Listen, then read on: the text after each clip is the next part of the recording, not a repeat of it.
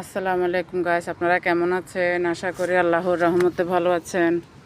এটা হচ্ছে আমার একটা চাল কুমড়া গাছ, আমার পেঁপে গাছের সাথে উঠছে।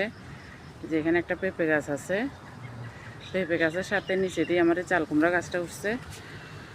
মিষ্টি কুমড়া গাছ ভুল হয়ে গেছে, মিষ্টি কুমড়া গাছ এটা।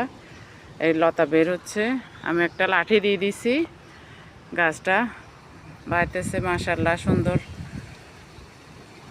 আছে উঠবে আল্লাহর রহমতে, ছাদের মধ্যে উঠছে। সাথে একটা মরিচ গাছও আছে ছোট্ট, তার পাশে দিয়ে এখনো মরিচের ফুল আসে নাই, আসবে বৃষ্টির মধ্যে, ওগুলা ফুল আসবে, ধরবে ইনশাল্লাহ। এই যে আমি একটা বানিয়ে দিচ্ছি, দেখো তোমরা দেখতে পাচ্ছ কিনা দেখি জানি না। এই যে এটা হচ্ছে আমার মিষ্টি কুমড়া গাছ। ঠিক আছে, ভালো থাকি, আল্লাহ হাফেজ।